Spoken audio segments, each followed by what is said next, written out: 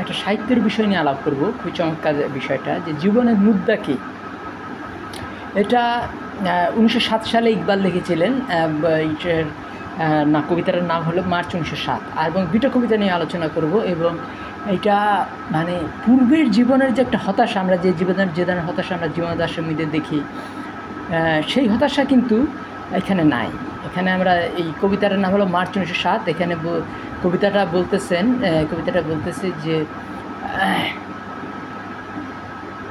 आया जमाना बेहिजाबी का सारे आम दीदारे यार होगा, जो पीते थे चुपके चुपके खराज सारा जहाँ मायखाना होगा, हर कोई बादा खावार होगा। মানে এখানে বলতেছে যে যে शकुत्था पर्दादार जिसका वो राज अब आश्कार होगा, आया जमाना बेहिजाबी का सारे आम दीदार यार होगा, सुकुत्था पर्दादार जिसका वो राजा आश्कार होगा। तार माने जे এই জামানা এসেছে বেপর্দার জামানা, এখানে যে প্রেমিকাকে আমি সরাসরি দেখতে পাবো। এর প্রেমিকা বলতে এখানে খোদাকে বোঝাচ্ছে, খোদাকে আমরা সরাসরি দেখতে পাবো। আর जो पीते थे चुपके चुपके, ও কী হবে, যে তারা যারা লুকিয়ে লুকিয়ে পান করছিল, তারা গোটা দুনিয়াই হবে মদ্যশালা এবং সবাই প্রকাশ্যে পান করবে। এখানে মদ্যপান করতে বোঝাচ্ছে যে যারা খোদার প্রেমিক, তারা লুকিয়ে বনে বনে দেখা যাচ্ছে যে তারা আল্লাহ আল্লাহ করতো, কিন্তু এখন সমাজের মধ্যে বসে আল্লাহ আল্লাহ করবে।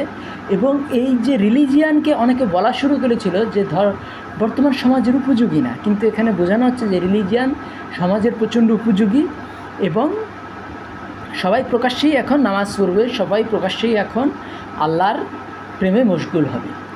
আচ্ছা, তাহলে এই যে একটা কবিতাটা, এখানে কিন্তু আরেকটা কথা আসছে যে ওয়েস্টার্ন যে ডারউইনবাদের পর থেকে দেখা যাচ্ছে নাস্তিকতাবাদ, বিশেষ করে নাৎসিবাদ, ফ্যাসিবাদ এবং কমিউনিজম, এই তিনটাই কিন্তু গডকে অস্বীকার করে, গডকে ডিনাই করে। যেমন নাৎসিবাদের যে প্রবর্তক নিটশে বলেছিলেন গড ইজ ডেড, গড মারা গেছে। আর মার্কস এঙ্গেলস এরা বলতেন যে ধর্ম হলো আফিম স্বরূপ। কিন্তু এই যে নিরীশ্বরবাদের দিকে চলে গেছে, কিন্তু তিনি বলছে যে না, আল্লাহর ইবাদত এখন প্রকাশ্যই করবে মানুষ এবং আল্লাহর প্রেমে মশগুল হবে। এবং তাইলে কি হবে, এই জিনিসগুলো কী জন্য? কারণ এই জিনিসটার সাথে সম্পর্ক জার্মান আইডিয়ালিজমের, জার্মান ভাববাদের। জার্মান ভাববাদ কিন্তু নাস্তিকতা সমৃদ্ধ না, এটা বুঝতে হবে। এটা আস্তিকতা, খোদা, ইসলামের সাথে ডাইরেক্ট কানেকশন আছে। জার্মান যে তিনটা সূর্য, গেটে, কান্ট এবং আরেকজন হলেন গিয়া কান্ট, গেটে এবং হেগেল, তিনজনই কিন্তু ইসলামের প্রতি সিম্প্যাথেটিক ছিলেন।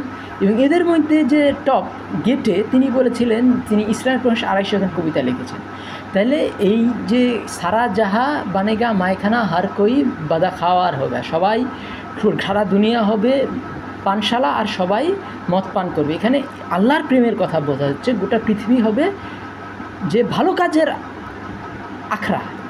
এইরকম বলতেছে দিয়ারে মাশরিক কি रहने वालो, এই কবিতার শেষের দিকে আসে বলতেছে দিয়ারে মাশরিক কি रहने वालो, खुदा की दुनिया दुकान नहीं है, खरा जिसको समझ रहा है तू जेरे कामायार होगा।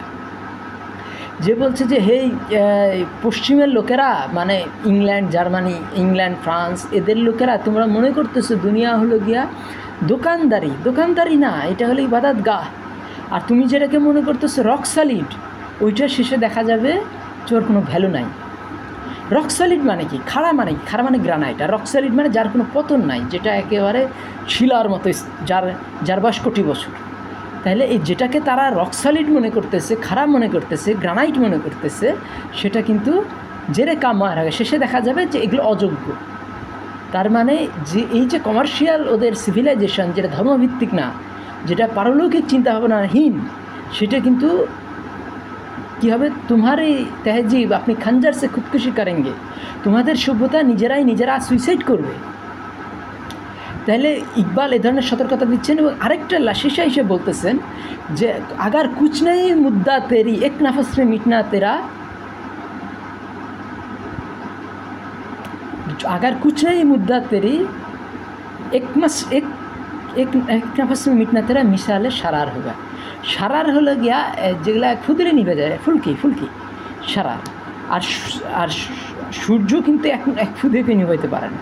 তাইলে বলতেছে যে যদি তোমার জীবনের কোনো উদ্দেশ্য না থাকে তখন কী হবে, যে এক মুহূর্তে তুমি নিজেকে হারিয়ে ফেলবা। তুমি ফুলকে যেমন নিভে যায়, তোমার জীবন প্রদীপ নিভে যাবে। কিন্তু আমরা দেখব যে বাঙালিদের মধ্যে অনেকেই কিন্তু এ ধরনের জীবনবোধের ক্ষেত্রে হতাশায় ভুগতেন। আমরা যদি এইগুলা দেখি যে অর্থ নয়, কীর্তি নয়, সচ্ছলতা নয়, আরও এক বিপন্ন বিশ্ব, জীবন দাসের মধ্যেও কিন্তু এই ধরনের হতাশাগুলো ছিল, যে হঠাৎ হলো তার স্বাদ মরিবার। তাহলে এই যে মৃত্যুমুখী একটা সভ্যতা, যেটা মানে সাবকনসিয়াস থেকে কবিতার মধ্যে বেরিয়ে আসতেছে, সেই যে মৃত্যুমুখী একটা সভ্যতা জীবনানন্দ দাশ, সেটা কিন্তু উত্তর ভারতে দেখা যাচ্ছে না। কারণ কি, তারা ওই মুদ্রাকে ঠিক করে নিয়েছে, রিলিজিয়ানকে ঠিক করে নিয়েছে, পরকালকে ঠিক করে নিয়েছে। অসীমের সাথে সসীমের একটা সম্পর্ক উত্তর ভারত তৈরি করেছে ইকবালের মাধ্যমে। এখন আমরা দেখব যে পরবর্তী ইকবালেরই আরেক ভক্ত, যিনি প্রচণ্ডভাবেই বাস্তবায়ক এবং বলিউডের মুভিতে বোধহয় সবচেয়ে বেশি যে কবিতাটা ইকবালের এক ভক্ত লিখেছিলেন, তার নাম হলো গিয়া বিসমিল আজিমাবাদী। তো বিসমিল আজিমাবাদীর একটা কবিতা ছিল, সে কবিতাটা হলো গিয়া যে হাত जो उठ जाते हैं झुकते नहीं, हाथ जिसमें हो सरफरोशी की तमन्ना अब हमारे दिल में है, देखना है जोर कितना बाजुए कातिल में है। এটা কিন্তু আমির খান প্রচণ্ড বেশিরভাগ সময় এটা করেছেন। আমির খান এটা सरफरोशी की तमन्ना अब हमारे दिल में है, देखना है जोर कितना बाजुए कातिल में है, वक्त आने दे बता देंगे हमें आसमां, हम अभी है हिम्मत ऐसा, आज आशिक का जनघट है कूचाए कातिल में है। हम মানে এখানে বলছে যে দেশপ্রেম মাথার বিকিয়ে দেওয়ার যে ইচ্ছা, সেটা এখন আমার হৃদয়ে আছে। দেখি যে কত জোর যে হত্যাকারী তার হাতে আছে। আজ আশিকে কা জমঘট হয় কুচায় কাতিল মে হ্যায়, প্রেমিকদের আজকে প্রচুর ভিড় লেগে আছে কোথায়, যারা হত্যাকারী তাদের দরবারে। সেখানে কত হত্যা করতে পারে দেখা যাবে। যে কহ রাহা হে বার বার, হ্যাঁ, যে हम सीना लिए इधर उधर तक में हथियार लेके, दुश्मन बैठा तक में हथियार लेके उधर। তাহলে বলছে দুশ্মন কি করতেছে, যে হাতিয়ার নিয়ে বন্দুক নিয়ে তাক করে বসে আছে, আর আমরা সিনা খাড়া করে দিকে বসে আছি, দেখব যে কত জোর আর হাতে আছে, কত ও মারতে পারে। তো এই যে একটা ব্রিটিশ বিরোধী এই কবিতাটা কিন্তু প্রচণ্ডভাবেই বলিউডে, পাকিস্তানে, উত্তর ভারত, দক্ষিণ ভারতে বারবার এটা রিসাইট করা হয়। কিন্তু এখানে এই কবিতাটার শেষে একটা লাইন আছে, সে লাইনটা কিন্তু একটা প্রচণ্ড উদ্দীপনাময় একটা লাইন। সে লাইনটাতে যে सर जो उठ जाते हैं झुकते नहीं ललकार से, हाथ जिसमें हो जुनून কাটতে नहीं তলবার से। যদি যে মাথা খাড়া হয়ে গেছে, সে চ্যালেঞ্জ করলে সে মাথা নেমে যাবে না।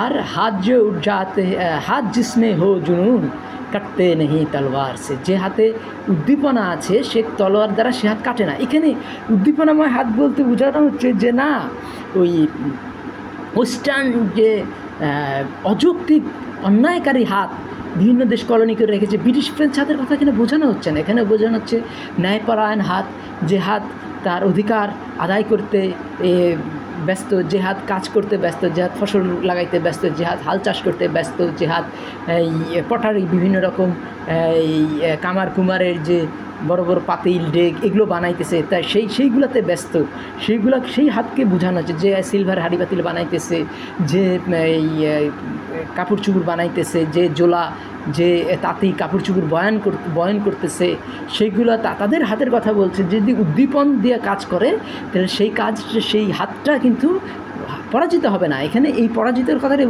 বোঝানো হচ্ছে যে হাত জিসমে হো জুনুন কাটতে নেই তলোয়ার সে। তাইলে যে হাতে উদ্দীপনা আছে সেই হাত কিন্তু তলোয়ারে কেটে যাবে না। কাজেই এই ধরনের কর্মের গান কিন্তু আমরা জীবনানন্দের মধ্যে পাই না, ফলে জীবনানন্দের মধ্যে এক ধরনের হতাশা পাই। কিন্তু বিসমিল আজিমাবাদী এবং ইকবাল দুজনেই প্রচণ্ড উদ্দীপনাময় এবং তারা জীবনের উদ্দীপনাকে নিয়ে লিখতেছেন যে জীবনের মুদ্রা कुछ नहीं है मुद्दा तेरे एक नफस में मिटना तेरा मिशाल शारार होगा।